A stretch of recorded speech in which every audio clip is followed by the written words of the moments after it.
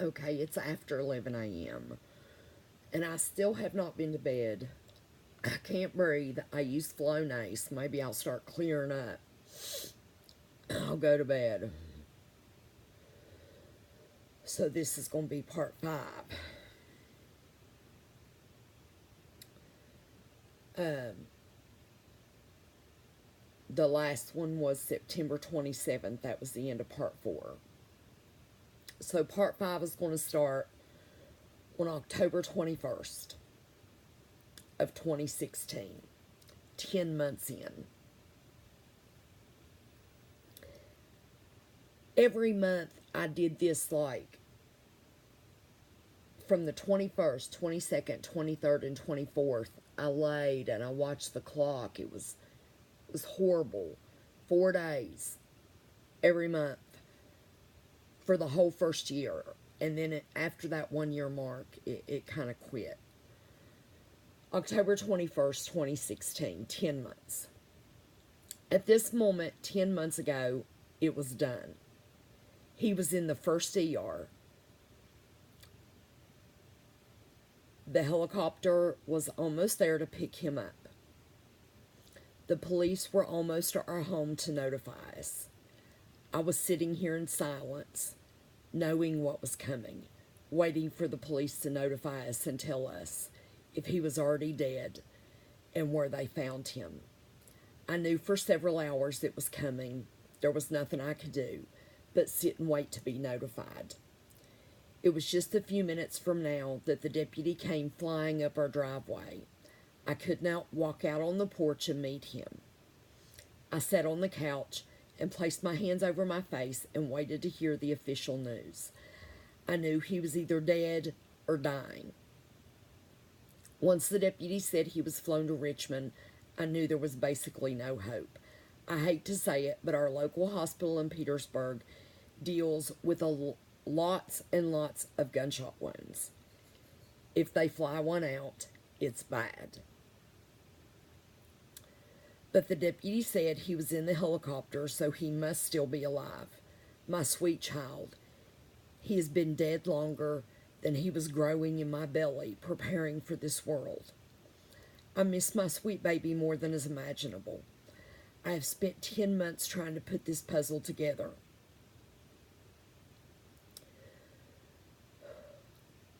I got all his initial medical records from that day, including the fire department trip sheet. They arrived on the scene at 4:09, and they had him to the local ER at 4:11, so 2 minutes. The psych hospital is just like, right there on the same road as the hospital. His Glasgow coma score was 3, if you know what that is. 3 is the lowest you can get, the lowest possible. He was in hypovolemic shock from massive blood loss and the severe head trauma. His blood pressure was very, very low. His heart rate was very high as his body was trying to compensate for the low blood pressure. He was having some agonal respirations, the brainstem's last-ditch effort of trying to get the body to breathe. These respirations are in no way effective and cannot support life. These ineffective respirations were also complicated by the large amount of blood that was in his airway. Logan was gone the second he pulled the trigger. I would do anything to undo this, but I cannot. I cannot undo it, and I cannot understand it. But at least as time goes on, I'm accumulating bits of information that at least give me a picture of what happened. Hug your child. I also wanted to show you that he looked really bad in the ER when we got there to the trauma center, but once he was up in the room, if you can tell, this is what he looked like after he was cleaned up in NICU.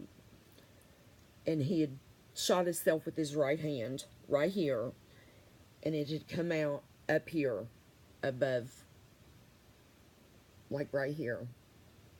And this entrance wound was huge because he had held the gun so tight that the gases had went in and caused blowback, which If you had seen the vehicle, you'd understand. So, this is what we had for 3 days, right here. And I don't know if this is going to show up backwards on the screen or not, but this is his left side. This is his right side over here. So that's where it came out, right there on his left side. But he had, it's me holding his hand, the hand he had the gun in. He's right-handed. And he wanted to start a technology company with his friend, whose last name was Harris. So he wrote B&H RIP. Blankenship and Harris, rest in peace. That was his, this is his, where his grave is at out here. That's the view of the back of our house. I don't know if you can see it very good. So he's not, you know, we have a large yard, so he's out there near the woods. But anyway, so that's 10 months in. October 27th, so 6 days later. 6 days later, I got a letter from Nicole, who was his heart-lung recipient, the little girl that was 14. I received a letter from Logan's heart-lung recipient. Her name is Nicole. She has had a difficult but wonderful recovery. She's returned to school full-time and plays volleyball on her school soccer team without physical difficulty. Logan's lungs breathe and his heart beats. You don't know how much that comforts. Alright, that was October 27th. I skipped everything in November. Here's December 20th, 2016. I'm getting ready to hit my 1-year mark. A year ago today was my last full day with my Logan. We sat in my bedroom floor wrapping presents, talking and laughing. Appreciate every moment you have with your children. Give them an extra good hug and tell them that you love them every morning. That is the only way to be assured that if anything happens, you can always know that you gave them an extra good hug and told them that you love them. I cried it to Logan over and over again at the hospital, but I know he didn't hear it. You always hear that the hearing is the last thing to go, but with Logan that was not the case. Any final ability to hear was gone before I got to him.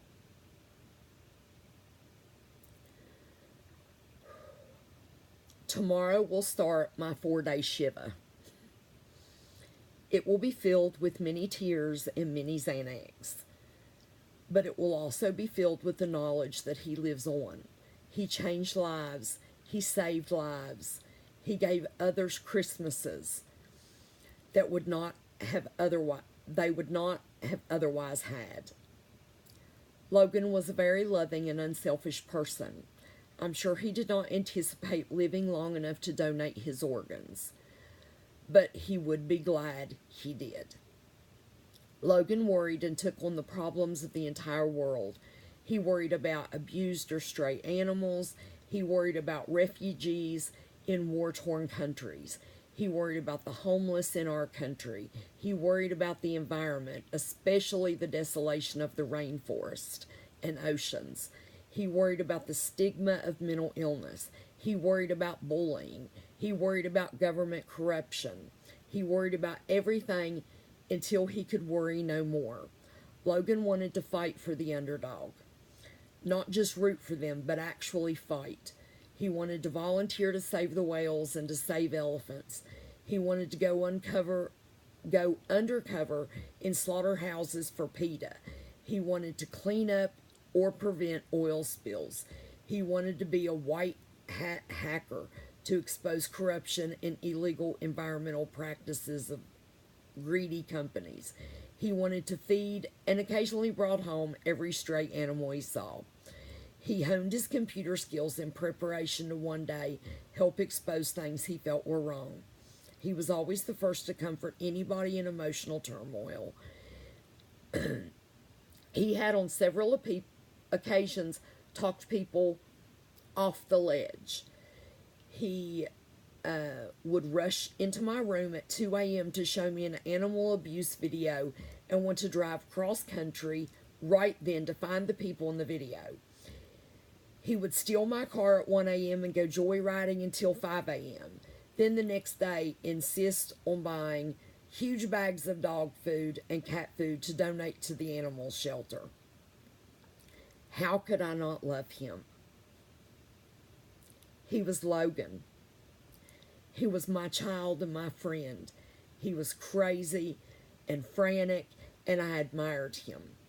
I loved him and he loved me, but Logan became overwhelmed. He made a choice. I don't like his choice, but Logan was Logan, and I have to respect his decision. I will still cry. I will still feel angry and sad, but I will always love Logan. He was so rebellious against everything, and he loved everyone and everything. He was easy to anger, but very quick to forgive. Good night, my child. The last time Logan was hospitalized, he went in. I mean, he was nuts. He was in the middle of a crazy manic fugue. It was, I mean, he was delusional. It was insane. And he went in the hospital in August. And, you know, I'm sure the psych hospital, you know, after 8, 9, 10 days, whatever, the acute sent him over to residential, and he was there 3.5 months. And I told him, I said, you all don't understand. Logan's not like one of these brats their parents are like, you know, he doesn't listen, and he, you know, deal with him. And I said, Logan is this wonderful person inside if you can get him stable. He's this magnificent person. And, you know, geez, Logan was punching walls and kicking and fist fighting with staff and being tackled and being aggressive and barricading himself in the solarium and taking a chair and busting out a floor-to-ceiling window and running around the grounds and trying to get over a 10-foot wall. And I said, Logan, I said, Logan, if you were going to try to get over the wall, why, instead of just throwing the chair through the window, why didn't you take it with you to get over the wall? He said, Mom, I couldn't think, I was crazy. So, and the staff was like, yeah, you know, whatever. Well, Logan wasn't supposed to get out until March, you know, but he got out early because Logan, once they put him on the Triliptal along with his other meds, Logan, it was like within 2 weeks, you could see it. It was this human thing was coming back, and you know, within 4 weeks, he was great. So after 6 weeks on the Triliptal, you know, he got discharged early. And several members of the staff, one of the clinicians and one of the RNs and then one of the techs told me, they said, you know, you told us there was this wonderful person in there, and we were like, yeah. They said, Logan is amazing. He's so bright and so friendly and so pleasant. And, you know, and this is a child they had been wrestling with for months. But the wonderful Logan was in there. But while he was stable, he made his choice. He wasn't going to wait to be unstable again. So, he wasn't going to do it. So, this is the end of that video. I'll post it later. Bye.